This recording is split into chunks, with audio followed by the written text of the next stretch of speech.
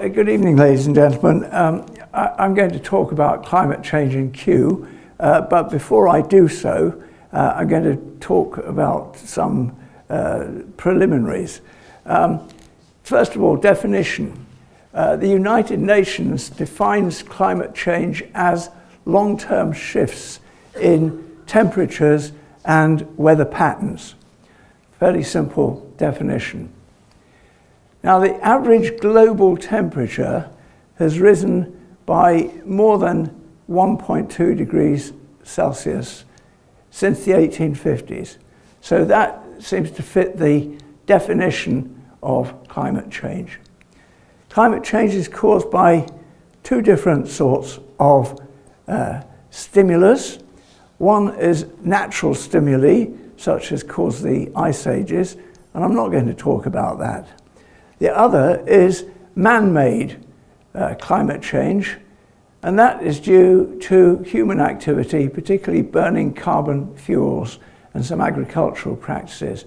So you can see how now we've got a connection between the previous two talks on air quality and health and the way it affects humans and children and so on, and now the same activity, burning carbon fuels in particular, releases so-called greenhouse gases, as well as the particulates and the nitrogen oxides that we've been hearing about. The greenhouse gases are molecules like carbon dioxide and methane that are released into the atmosphere from the exhausts of vehicles on the road. Now, you've almost certainly heard that these gases then form a so-called blanket around the Earth, trapping heat. But perhaps you don't know how that works, and it's worth spending just a moment telling you about that. The sun irradiates the Earth, and some of the energy from that irradiation is absorbed into the surface of the Earth, and it's then re-emitted from the surface of the Earth as infrared wavelengths. These infrared waves go up into the atmosphere. They interact with methane or carbon dioxide, and they cause those molecules, because of their particular structure, I'm not going to give a chemistry lesson, just take it that they cause them to vibrate. And when they vibrate, they re-emit the energy again as infrared waves again. Now, some of those infrared waves go zooming off into outer space, but some of them, like this squiggly orange one here, come down and warm the Earth up. So that's how the system works. Now, why we're getting all this CO2 in the atmosphere? Basically, it's because we have been burning carbon fuels since the beginning of the Industrial Revolution. And if we look at the amount of carbon dioxide in the atmosphere, we can see that from 1750 here, there's very little change initially, but then round about 1850, we begin to see an increase in the amount.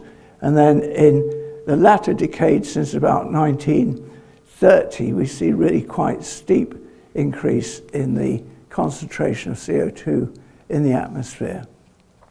We can calculate roughly the amount of CO2 that has been released by men burning carbon fuels. And this is that grey curve here.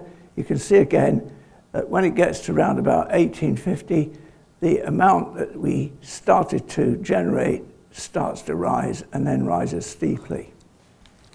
So that's the background.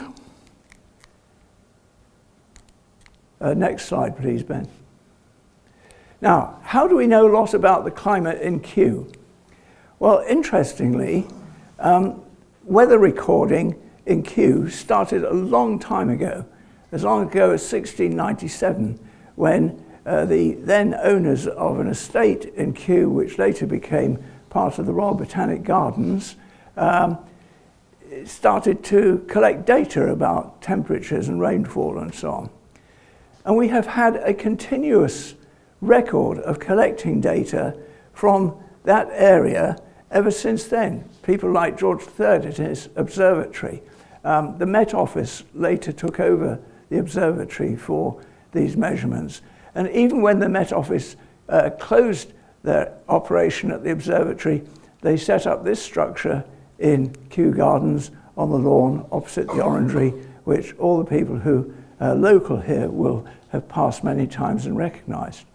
And this equipment here still transmits daily readings from Kew to the central Met Office in Exeter. Next slide, please. Well, what's been happening then to weather in Kew over recent years? This chart here shows the mean yearly temperature in the Royal Botanic Gardens over an approximate 40-year period here, 79 to 2021. The purple line shows the mean yearly temperature for the individual years. And you can see you get a sort of pretty wiggly up and down line, but generally there's an increase here over that 40 years. And that sort of evidence was what caused some meteorological authorities like this company here to claim that climate change has already affected the region of the Royal Botanic Gardens in Kew. Next slide, please. However, meteorologists have another way of looking at that sort of data. And it's a bit complicated to do in numbers, but I've tried to summarize it in words on this slide here.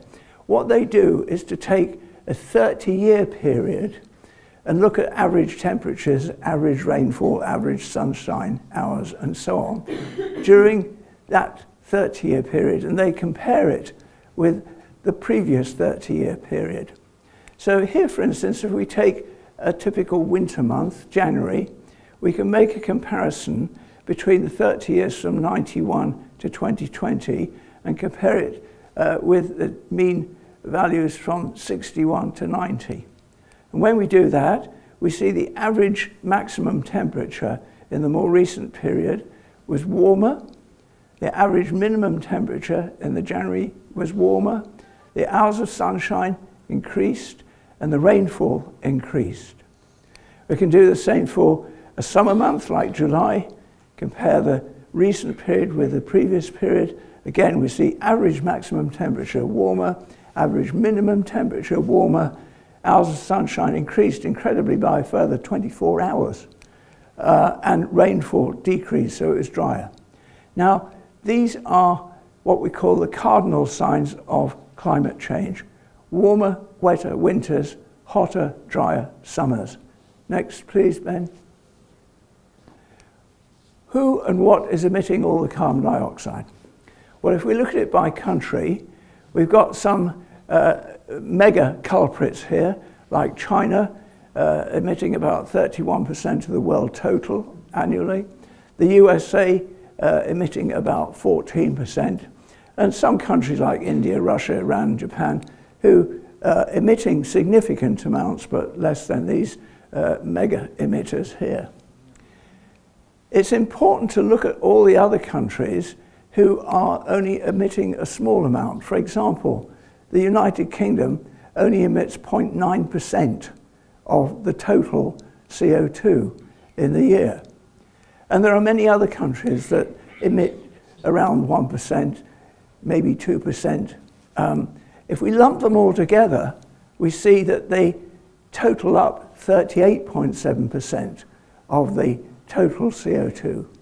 So what that means is that even the small emitters must try to reduce if we're going to reduce CO2. Because if they do nothing, we'll still be left with 38.7%. So it's no good just saying, oh, we're not going to do anything because the big boys aren't doing anything. We've all got to do something, whether we're smaller emitters or larger emitters. Well, where's the carbon dioxide coming from? We can give a breakdown for our own area. We see that 38% of it comes from burning gas in our boilers in our houses for central heating and hot water. 29% of it comes from exhaust emissions of road transport. And if we break that down a little bit further, half of that actually comes from vehicles on side roads, and half of it comes on the main roads. So it's not just good enough to say, oh, that's all down to these people who are going by on our main roads. It's the locals, we people who live here, as well as the people who are going through the borough on the main roads. Now, I'll reveal what I think is a quite shocking figure here, and that is that 3.1 metric tons of CO2 is emitted per person in Richmond per annum. That's a pretty impressive figure. It's not as much as if we were Americans, who probably would exceed that by about 5 times, but it's still an impressive figure. Now, I just want to mention next the United Nations Climate Change Conference, and in particular the one that took place in Paris in 2015. That was attended by most countries in the world, and 193 of those countries, plus the European Union as a bloc, signed up to 2 very important pledges. The first was that they pledged that they would pursue efforts to cut greenhouse gas emissions to limit global temperature rise to 1.5 degrees above pre-industrial levels, and to keep, as they put it, well below 2 degrees above pre-industrial temperatures by 2100. The second pledge they made was to try to limit greenhouse gas emissions in their countries to the level that trees, soil, and oceans can absorb. That's the so-called net zero level. Next slide, please, Ben. Well, are the goals in Paris achievable? The Intergovernmental Panel on Climate Change told us that the world should only release 25 to 30 gigatons of CO2 per annum in order, by 2030, in order to keep below the 1.5 degree level. If we look at the current emission, it's already 36.8 gigatons last year. So it's exceeding significantly the amount that the IPCC has said we should try to achieve. Which means that if we're to keep anywhere near this goal of 1.5, we must cut by 50% emissions by 2030 to avoid exceeding that limit. Now, even if we do that, it's being calculated if all the countries who signed the Paris agreements achieve their targets, warming will still be about 2.6 to 3.2 degrees above in pre-industrial levels by 2100. So that's even if we achieve the Paris Agreement. Now, it so happens that on November the 30th, and for the first week of December, there's another meeting of this United Nations group, now called COP28 this year, and they will no doubt be discussing that and how to limit the rise to 1.5 degrees. But, and there's a very, very big but, are they going to be able to agree? It's going to be exceedingly difficult in these times of global financial crisis that we have currently, wars which are going on in several parts of the globe, continuing dependence on oil in many places, and so on. And even our own government, which initially claimed to be a global leader in introducing climate change legislation, has backtracked already on that legislation. So they promised that they would phase out new petrol and new diesel car sales by 2030, and new gas boiler sales by 2035. And in September 2023, the Prime Minister announced that they were going to backtrack on that. Next slide, please, Ben. Well, let's just discuss some of the effects of climate change. The picture here is a poor old polar bear. It's actually in the water, under the water, trying to get between 2 ice floes in the Arctic. And he's in the water because normally this would have been an ice shelf over which he would have walked. And now he has to swim between the ice floes because the ice shelf has melted. Now, as well as melting polar ice, we have all these other effects of climate change: extreme weather events, droughts, water scarcity, fires, rising sea levels, flooding, declining biodiversity, food insecurity, and climate migrants. Climate migrants are those people who can no longer live in the areas where they have historically lived because the climate has changed, so it's not compatible for humans to live there anymore. Let's look at the declining biodiversity. Even if we achieve this 1.5 degree increase, which looks increasingly unlikely, we're going to get a 4% loss of vertebrate species, an 8% loss of plant species, a 6% loss of insect species, and many crops will go down in yield. If we go to 2 degrees, then these figures all increased very significantly. Next slide, Ben, please. Now, Richmond Council recognized that there was a crisis back in 2018, 2019, and they published a strategy, the Climate Change and Sustainability Strategy, on behalf of the Council. And that identified 5 climate changes which have potential impacts for Richmond. This lovely drawing here is on the front cover of that. I think it's a lovely drawing from Richmond Park looking towards the city. The 5 climate changes which they emphasized, I've listed in red here, and some of the knock-on effects they will have if they happen.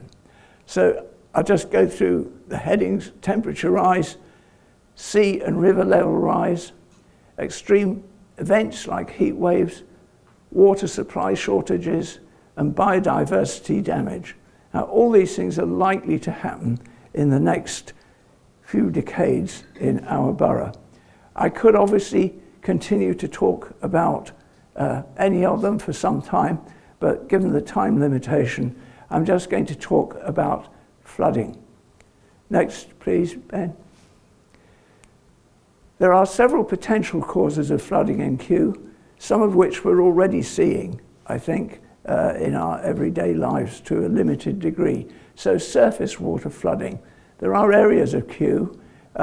This is from some time ago, of course, Defoe Avenue. That's 1928, the great flood of then. But if we go, for instance, and look at Mortlake Road, there are frequently great floods after heavy rain on Mortlake Road, which really compromise the use of that road. So that's due to high intensity rain on saturated ground, made worse by the fact that Kew has a soil of London clay which has reduced permeability to water, made worse by we residents paving over our gardens to park our cars, and made worse frequently by blocked and saturated drains. River flooding, that's when the water in the river exceeds its capacity, again occurs after prolonged rain. Tidal flooding. With climate change, we're predicted to get extreme high tides and storm surges. Now, I'm going to talk more about this in the last couple of slides. But we know in Kew we have some flood walls on the river which might help to mitigate the risk at the moment, and the Thames Barrier, of course. The question is whether that's going to be good enough by 2050, 2060, 2070. And then finally, sewer flooding, one of my favourite subjects, having written the Kew Society response to Thames Water's management plan. Unfortunately, incidentally, I paid a site visit to Mogden Sewer Works as part of my homework for writing that response. And I was told at Mogden Sewer Works that they can't cope with heavy rain because they don't have enough storage capacity and they don't have enough room to build more storage tanks. So whenever there's heavy rain, they mix the rainwater with raw sewage and let it out into the River Thames. Frequently, very frequently. That's going to get worse. all these things, of course, are exacerbated by climate change. Next slide, please. Now, this is a river and tidal flood risk map for Kew, which was produced by the Environment Agency in 2017. So it's more or less contemporary. And what it shows us is what the risk of flooding is at the moment. So the dark blue areas here, you can see here's Kew Gardens, here's Kew Road and Sandycombe Road, residential areas and so on. What it shows is in the dark blue areas that there's an annual flood risk, they say, of 1 in 100 from the river, that's 1% chance, and 1 in 200, that's 0.5% from the sea. The lighter area here is a pale blue area, a risk of 1 in 1,000 from the sea, so that's 0.1% from either the sea or the river. But you can see there's a great potential for flooding in Kew, not only in the gardens, but also in the residential areas. The hatched areas may benefit from our present flood defences. You might say, well, okay, that's not too bad at the moment, but of course, what about the future? Well, we can only look at the future by computer modelling on a huge scale to see what might happen. And we have to look at computer modelling as really a kind of screening method to look ahead, because at the moment it's a fairly inexact science, even though it's done by great scientists, but it's inexact because it uses huge databases to make predictions, and there's a danger when you do that, and especially when you start mixing two big data sets together, there's room for all sorts of errors. So it's a screening to show us pointers as to where we should be looking in the future. Next slide, please, Ben. So I'm going to, before I discuss the computer-generated map here, I'm going to give you the take-home message, and that is, without adequate defences, the rising sea levels with a storm surge could flood many areas around Kew by 2050. This lists all the sort of points and assumptions that were made in generating this map from this computer modelling. And some of them are pretty optimistic, like it assumes that rapid and deep cuts in greenhouse gases are made. It uses data on future sea level predictions published by the Intergovernmental Panel on Climate Change, and it uses predictions on future storm surges published by the highly regarded paper which was published in the leading science journal Nature. Now, the model, using all these qualifications here, shows us areas in red which will be liable to flooding by 2050. And you can see that it's very extensive. The Kew Gardens area is still over here, of course, but also wider extended area around Kew Green here, the residential areas between the Mortlake Road and the river, the Kew Retail Park, the Kew Riverside development, and then to the south of there, the cemetery areas. So I think you'll agree this is a pretty frightening prediction. But as I say, this is a screening method. Next and final slide, please, Ben. So obviously, we have to watch predictions like that and take good care of our mitigating factors like flood walls and new barriers perhaps in the Thames and so on. But what else can be done? Well, it's absolutely vital that we must make a radical reduction in global greenhouse gases within the next 10 years. And I've just listed 4 headings here under which we should be trying to do that. Under each column, I've listed ways in which we can do it. I'm not going to discuss in detail all these ways, but just to say, we must end fossil fuel use. We must try to live in sustainable buildings. We must conserve trees, forests, agricultural practices that are good agricultural practices. And we must use any available technology which is being developed at the moment, such as carbon capture and sequestration, to help us tuck away and hide some of the CO2 that's being produced. Now, as I say, there are many ways in which we can do this. I've just suggested a few of them here in the little boxes. What I want to convey is the little boxes tell us that we know many of the solutions already. The real problem is, do we have the politicians and the people who have the will to implement these? Thank you very much.